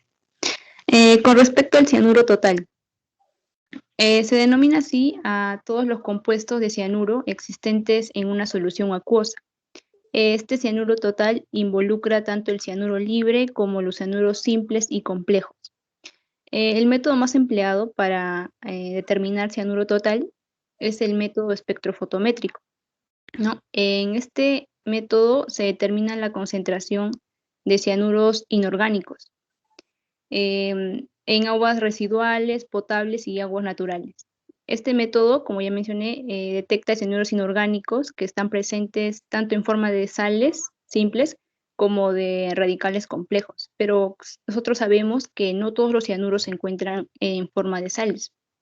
Entonces, para que estos puedan estar en esta forma, se aplica y aplicar así el método espectrofotométrico, se debe realizar un pretratamiento para llevarlo todo a forma de sal, ¿no? Y pueda ser aplicado este método. Este pretratamiento lo voy a mencionar más adelante, que es el procedimiento de destilación. Ya, entonces aquí estos cianuros son liberados por reflujo de la muestra con un ácido fuerte. Luego se trata con disolución de hidróxido de sodio, entre otros reactivos, y ahí el ion cianuro en la disolución se puede determinar por espectrofotometría. El ejemplo que tomé fue de una investigación donde determinaron la concentración de cianuro total en aguas superficiales aledañas al Cerro El Toro, que fue impactado por la minería artesanal en Chiracmaca, Huamachuco y La Libertad. Aquí realizaron 3 muestreos, ¿no? Con intervalo de 20 días entre cada muestreo, y también en cada muestreo tomaron 4 puntos. Siguiente, por favor, Rosita. Ya, bien. Bueno, esto ya mencionaron mis compañeros, pero lo voy a recalcar. Con respecto a la preservación de la muestra y el almacenamiento. La preservación, bueno, se preserva por la adición de disolución de hidróxido de sodio hasta que el pH de la muestra sea mayor o igual a 12, y deben refrigerarse a 4 grados Celsius, ¿no? Antes de hacer el análisis. El tiempo máximo de almacenamiento previo al análisis debe ser de 14 días. Y bueno, para aplicar en sí el método espectrofotométrico debe realizarse una calibración, ¿no? Entonces aquí se prepararon 4 estándares, agregando disolución de hidróxido de sodio, luego, el cual también fue utilizado como blanco, ¿no? Luego se agregó disolución amortiguadora de acetato de sodio y, bueno, disolución de cloramina T y reactivo ácido piridín barbitúrico. Luego de realizar esto, se midió la absorbancia a 578 nanómetros. Y aquí pues se ve la tabla, ¿no? Donde están los 4 estándares con sus respectivas concentraciones y las absorbancias obtenidas. Y más abajito está la curva de calibración, ¿no? Con la ecuación de la recta. Siguiente, por favor.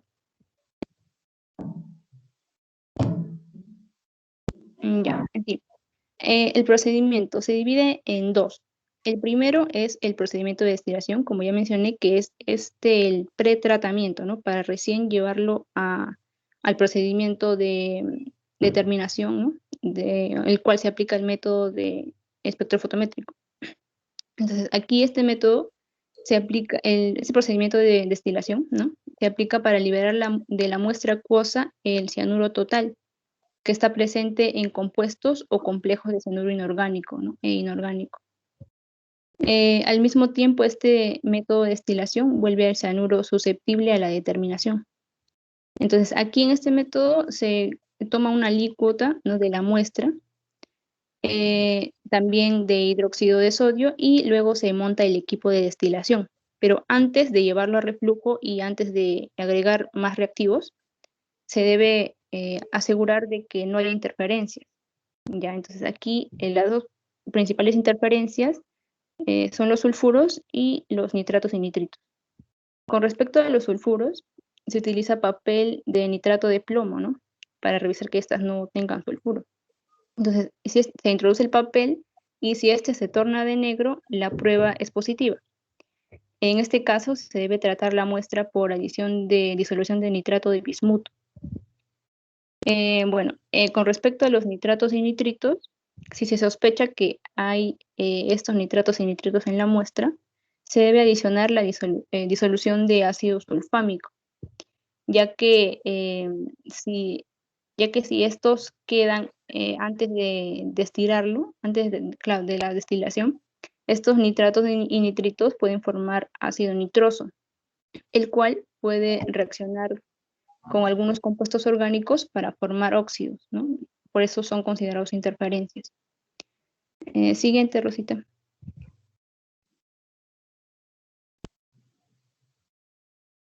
Ya. Luego de asegurarnos que ya no hay interferencias, se añade ácido sulfúrico y se permite el reflujo por 1 hora. Ya. Luego, de pasado el tiempo, se drena la solución a un matraz, 250 mililitros, ¿no? Y se deja allí. Luego sigue en el segundo paso el procedimiento de análisis. Aquí se realiza en sí el método espectrofotométrico, ¿no? Aquí se muestra el color de la presencia de cianuro en la muestra, el cual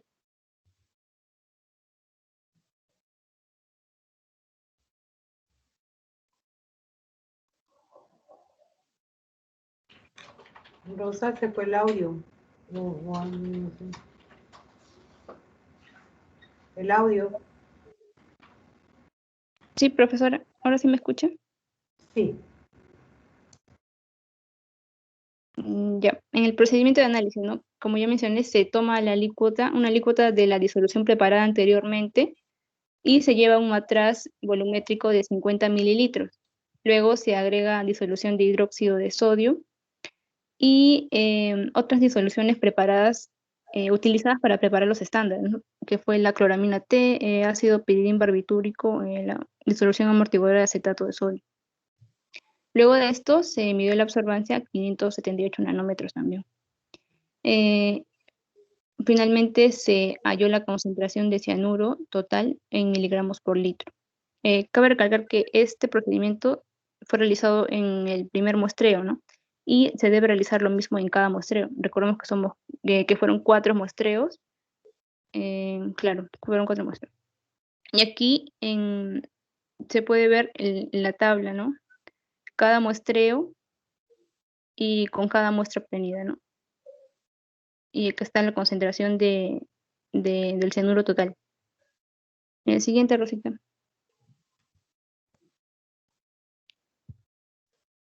Y ahora sí, con respecto, bueno, ahí está, otra vez la tabla y vamos a comparar ahora, ¿no? Según el Decreto Supremo número 004/2017 MINAM, dice que bueno, con respecto al cianuro total, con respecto a la categoría 1 de aguas que pueden ser potabilizadas con desinfección, ¿no? Es de 0,07 miligramos por litro.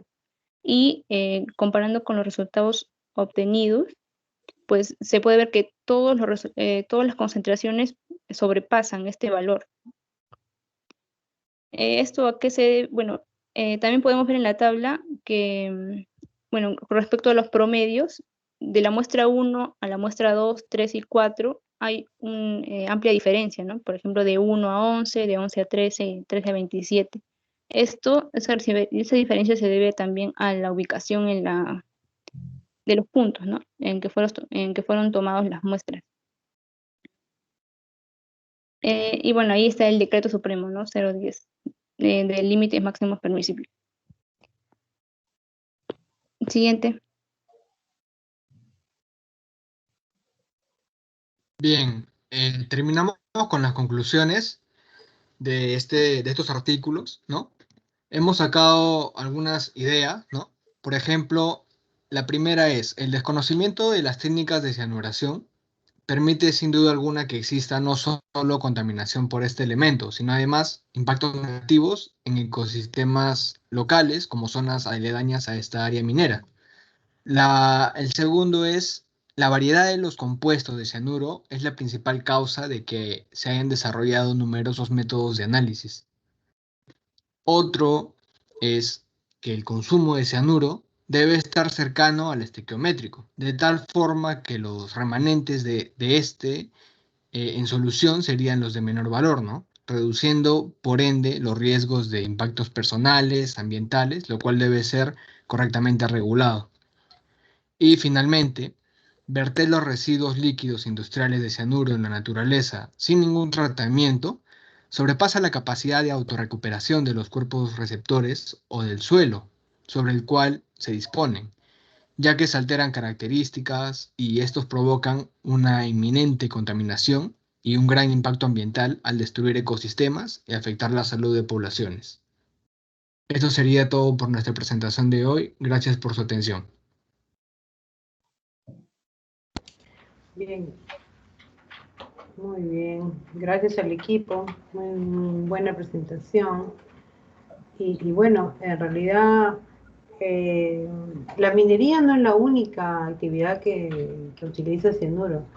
Sin ir muy lejos, nosotros también utilizamos cianuro de sodio para hacer algunos procedimientos en el laboratorio y generamos efluentes con este componente, ¿no? Y bueno, yo hablo solamente del laboratorio de mi curso, pero hay muchos otros cursos, no solamente de otras carreras incluso, que tienen laboratorios, ¿no? Me refiero a la industrial, a la ingeniería química, etcétera, que también utilizan estos insumos, o estas plantas pilotos que tienen, por ejemplo, algunos institutos, también utilizan cianuro. Y bueno, y no piensan en el tratamiento que este efluente antes de emitirlo debería tener. No lo hacen en realidad, no hacen un tratamiento. Entonces, bueno, nosotros en el laboratorio hemos usado cianuro de sodio también. Y bueno, siempre hay que tener cuidado de que no deba ser en un ambiente ácido, como bien lo ha dicho Cristian. El ácido cianhídrico se puede formar, es una forma, digamos, bastante común de tóxico que se puede generar, porque este componente ingresa al organismo y se forma la cianohemoglobina, ¿no? Que nos produce pues una repentina muerte súbita, incluso por una exposición, ¿no? A una concentración alta. Además que no lo percibes, no huele, no tiene olor. Entonces eso es importante, ¿no? Muy bien. Y bueno, sí, definitivamente en las industrias auríferas, básicamente, porque ahí se produce para capturar al oro, en las pilas se tiene que agregar cianuro de sodio, se produce el cianuro de oro, que es como se captura, y luego de eso se genera una esponja con acetato, etcétera, y todo un proceso de ello para poder obtener finalmente el componente, o el oro, ¿no? El oro. Bien, muy bien, muchas gracias. No sé si alguien tiene alguna pregunta para sus compañeros. O de repente algo que quieran los ponentes para culminar la presentación. Ninguna. Muy bien. Entonces, bien, son las 9:21, todavía queda un grupo que tiene que exponer, no sé si tiene alguien presente está del equipo. Berta Arroyo, Ana Guardizi, Jaime Guzmán, nitrógeno americal, nitritos y nitratos, esto todavía no se ha tratado, ¿verdad? Me he confundido y esto ya se expuso. No, sí, profesor, acá estamos. Ah, ya, muy bien. A ver, son las 21:20. ¿Cuánto calculas que va a demorar el equipo? Si no, lo dejamos para la próxima semana. No sé, profesor, yo voy a hacerlo rápido. No, bueno, ¿cómo es que están tus compañeras? A ver, vamos a acompañarlos. Yo creo que sí. Yo me parece muy interesante el tema. A ver, muy bien. Estamos escuchándolos. Un ratito, profesor, a ver, un segundito. Ya. Mientras que su compañero está preparando toda la parte de producción, me queda decirles que hay un solo grupo que falta, ¿no? No sé si está alguno de los dos, Rafael Zafra o Manuel Tepe, o de repente el tema no les ha gustado, análisis de gases de muestras capturadas en un tren de muestreo. Bueno, si el tema no les ha agradado y tienen algún tema adicional que puedan tomar, yo encantada, pero tienen que avisarme. Previamente se comunican, mándenme un WhatsApp, un correo, lo que fuera, quiero que se manifiesten, porque así es ausencia total, entonces eso amerita un 0, ¿no? Por eso es que necesito que se manifiesten, ¿ya? Si no en esta sesión, por lo menos por correo. Y entonces ya la próxima semana culminaremos con ustedes. Quiero darle la oportunidad de que de repente yo simplemente les he puesto el tema y ellos no intervinieron en si estaba para ellos bien o mal, etcétera, ¿no? Bueno, en fin, el asunto es que la próxima semana ya me dirán. Y también mencionarles que el día 15 de abril, la semana de exámenes, porque creo que empieza el 12, el 15 de abril estaríamos tomando el examen final, ¿ya? El 15 de abril, ojo, tomen nota, el 15 de abril ya estamos tomando el examen final, ¿ya? Muy bien, ahora sí, creo que ya tus compañeros están listos. A ver. Bueno, profesora, yo sí estoy listo. Lo que pasa es que mi compañera Ana dice que le está fallando el internet. Ah, ya. Entonces creo que sí, vamos a tener que postergarlo en aras de que el equipo tenga una presentación integral, ¿no? Sí, porque dice Yo que creo, ella se va a demorar más o menos 15 minutos, dice que ella le echa. no, ya no. Muy bien, entonces, Jaime, lo dejamos para la próxima semana. Entonces, Sí, profesora, pues, sí, no hay ningún problema, no hay ningún problema, estoy esperando ¿ya? desde la semana pasada. Sí, pues yo lo sé, No pero me estoy olvidando, Sí, profesora. profesora, disculpe, pero igual ahí están las diapos, lo de lo que ya hemos trabajado. claro, no hay ningún Ajá. problema. Yo no, el tema del tiempo no es ningún problema. Nosotros todavía tenemos 2 semanas más de clases, así que en cualquier momento lo pueden exponer. Ahora lo vamos a postergar por temas técnicos, básicamente, ¿no?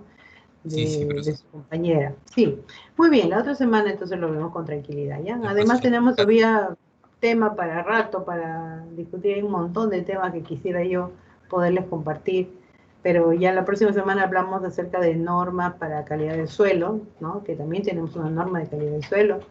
Y voy a presentarles también lo que les decía, ¿no? Algún otro taller que hemos hecho para que vean calidad ambiental, cómo se aplica, cómo los químicos también podemos hacer calidad ambiental. Muy bien, chicos, entonces, nos vemos la próxima semana. Cuídense Bien, mucho. profesor, hasta la próxima. Profesora, muchas gracias. Hasta Hasta la luego, próxima. profesora. Cuídense mucho, Gracias, chicos. profesora. Nos vemos. Nos vemos. Hasta la otra Nos semana, vemos. gracias. Chao.